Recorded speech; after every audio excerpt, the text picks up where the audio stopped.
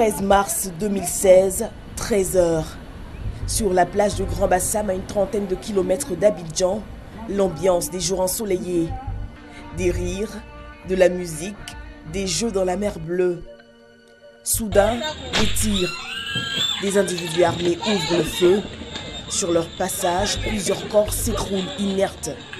Ils sont touchés par des balles de Kalachnikov. C'est la débandade. Pour la première fois en Côte d'Ivoire, le terrorisme vient de frapper.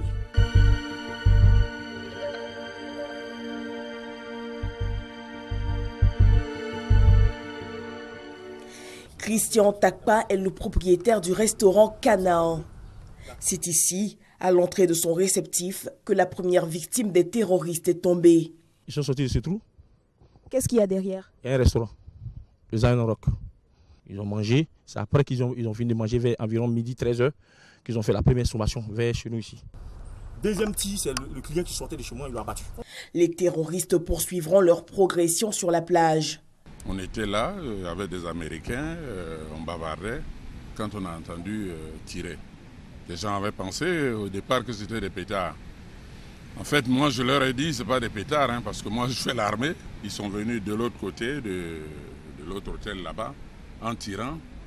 Et tout le monde s'est sauvé. Le patron ici a tout fait pour mettre les gens dans les salles, dans les chambres et tout. Et bon, ils n'ont vu personne sur la plage, mais ils ont tiré quelques balles. Bon, et puis, ils sont partis. Alertés, les forces spéciales se déploient sur le terrain. L'assaut est lancé contre les terroristes. Les forces spéciales ivoiriennes tombent nez à nez avec le commando djihadiste. Ils installent leurs boucliers et ouvrent le feu. Les djihadistes repliquent à la grenade et à la Kalachnikov. 3 d'entre eux sont rapidement éliminés, mais 3 forces spéciales aussi sont tuées. Le chef de l'État sur les lieux du drame. Cela, c'est pas la Côte d'Ivoire. Et nous continuons de prendre toutes les mesures nécessaires pour éviter ce genre de situation. 13 mars 2016, Grand Bassam n'oubliera pas ce jour qui, dans son histoire, restera le plus long.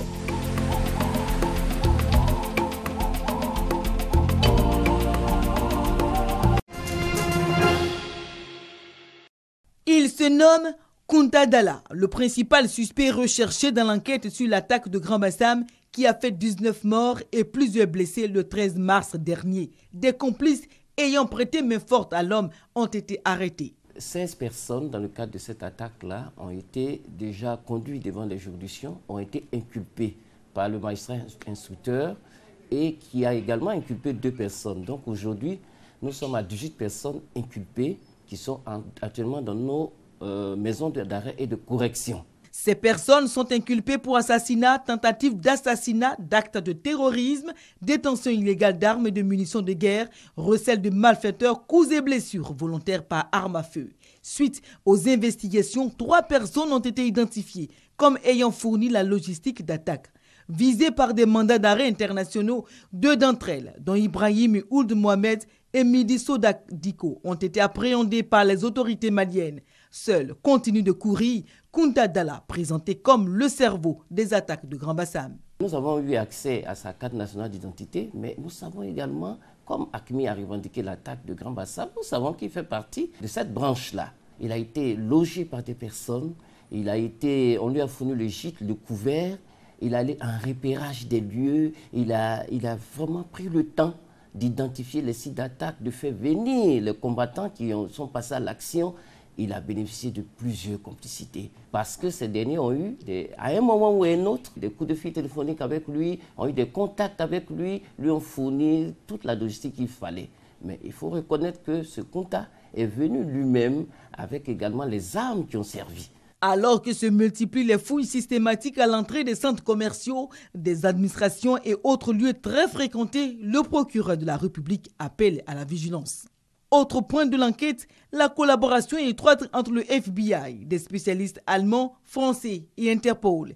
Ils ont déjà mis à la disposition des enquêteurs ivoiriens leur savoir-faire en matière d'analyse d'ADN et d'objets trouvés sur la scène de crime et sur les corps des assaillants. Les résultats de ces analyses seront recoupés avec des données déjà existantes pour remonter la piste de l'ensemble des terroristes de l'attaque de Grand Bassam et faire progresser l'enquête.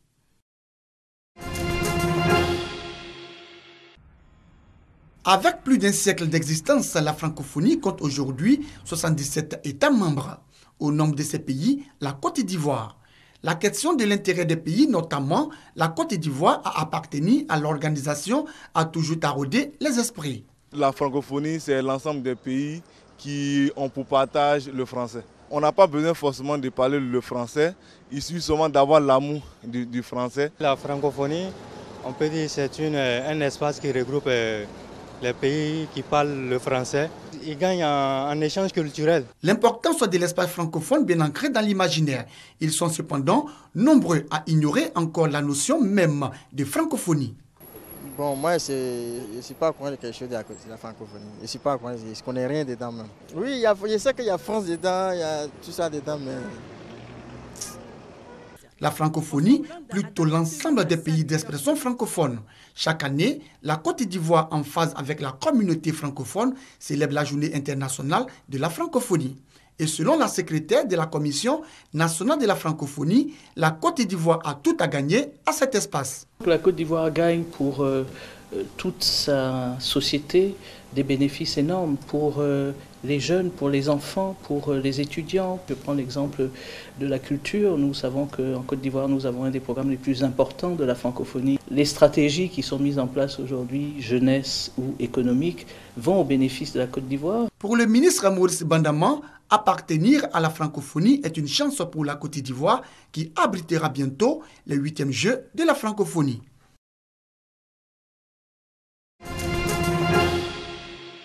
À toutes les stations, bonjour. Ok, la ronde va commencer. 7h30, comme chaque matin, Joannick s'enquiert de nouvelles attaques dans la région.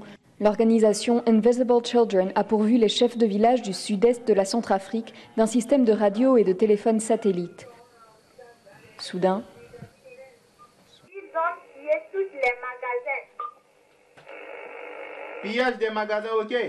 Ces éléments présumés de la LRA ont pénétré dans ce village de 5h jusqu'à 9h du matin. Donc ils ont pillé plusieurs magasins et sondé des maisons dans ce village. Et la population aussi a eu peur pour aller se réfugier dans la brousse.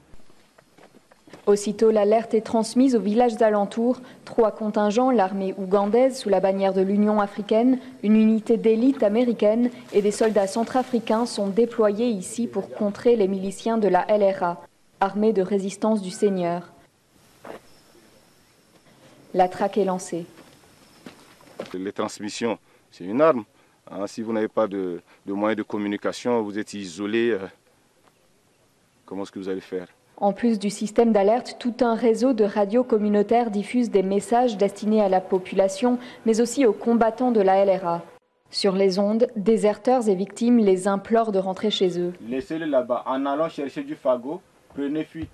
En allant puiser de l'eau, prenez fuite. En allant chercher de l'igname, de quoi à manger. Là-bas, vu ce qu'on faisait, et vu ce qu'il me disait de le faire, ça m'a fait vraiment très honte et je ne pouvais pas rester là-bas.